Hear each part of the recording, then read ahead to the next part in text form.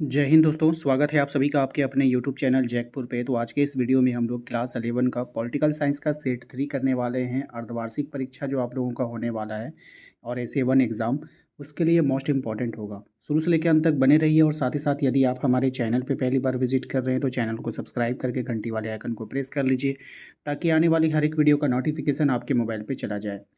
सबसे पहला सवाल देखिएगा ध्यान से। और सवाल में कहा गया है, निम्नलिखित में से कौन सा प्रत्यक्ष लोकतंत्र के सबसे नज़दीक बैठता है?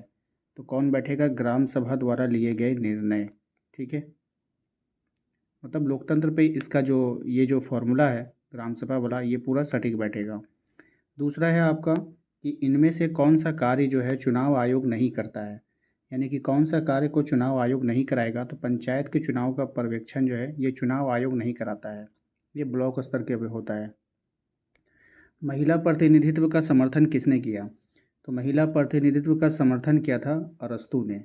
ठीक है, निम्न में से कौन लोकसभा तथा राज्यसभा की विधानसभाओं में किन्हें आरक्षण प्राप्त नहीं है, यानी किसको जो है आरक्षण नहीं मिला है? तो महिलाओं को आरक्षण नहीं मिला।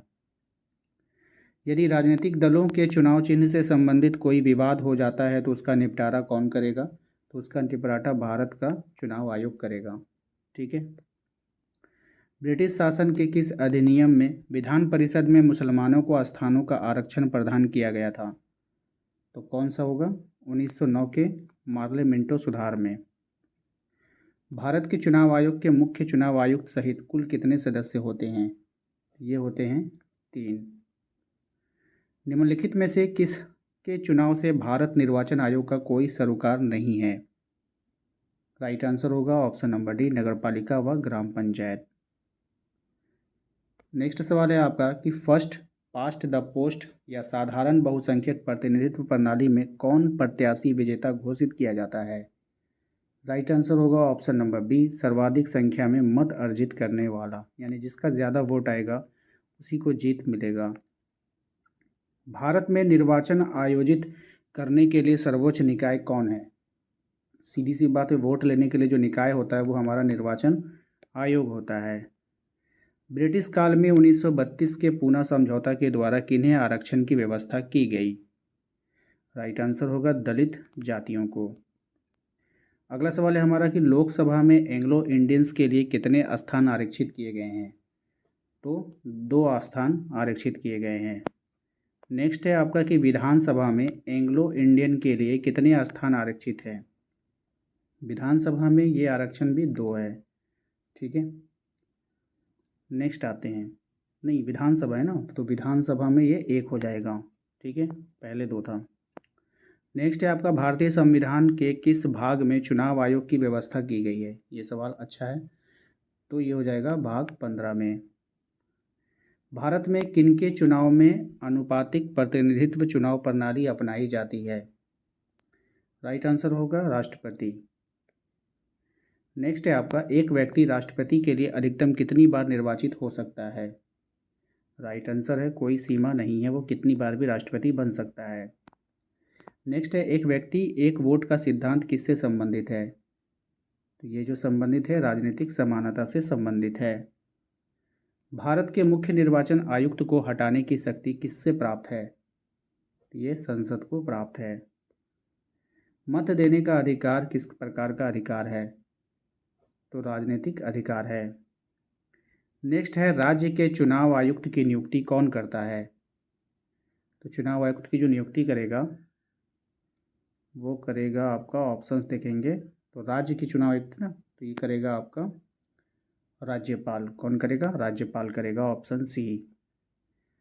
किस संवैधानिक संशोधन के द्वारा भारत में मताधिकार की आयु 21 वर्ष से घटाकर 18 वर्ष कर दी गई? यानी कि पहले लोग जब 21 साल के हो जाते थे तब वोट देते थे, लेकिन अब 18 साल में वोट देते हैं। तो कौन से संवैधानिक संशोधन हुआ था? ये सवाल मोस्ट इम्पॉर्टेंट होता है। तो 61वां संविधान संशोधन। कितना?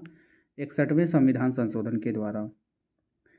भारतीय संविधान का प्रहरी या संरक्षक किसे माना जाता है? तो ये माना जाता है सर्वोच्च न्यायालय को।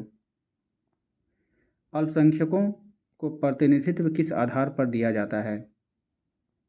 तो ये धर्म पर, संस्कृति पर और भाषा पर, तो इनमें से सभी।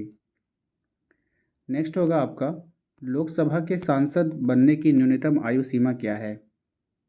तो ये हो जाएगा आपका 25 वर्ष। अगला सवाल है, विधानसभा के सदस्य बनने की न्यूनतम आयु क्या है? ये हो जाएगा 25 वर्ष। न्यूनतम आयु कितना है? 25 वर्ष। ठीक है।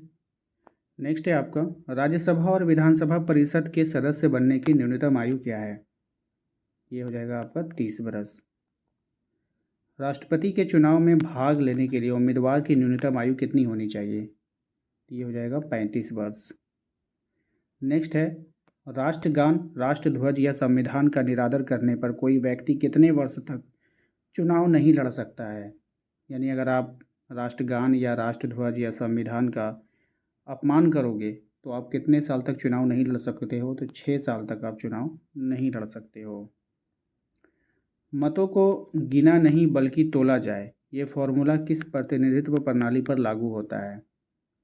राइट आंसर होगा अनुपातिक प्रतिनिधित्व पर। नेक्स्ट है आपका कि अप्रत्यक्ष चुनाव प्रणाली के अंतर्गत मतदाता किसका चुनाव करता है? तो ये करता है उन निर्वाचकों को चुनते हैं जिनके मतों से उम्मीदवारों को चुना जाता है। ठीक है, यानी ऑप्शन सी। आशा करते हैं आप लोगों को आज का ये वीडियो पसंद आया होगा। वीडियो अच्छा लगा तो प्लीज़ वीडियो को लाइक करके चैनल को सब्सक्राइब कर लीजिए, ताकि आने वाली हर एक वीडियो का नोटिफिकेशन मिलता रहे। तो प्लेलिस्ट पर जा करके आप अपने सभी वीडियो को वहाँ से देख सकते हैं।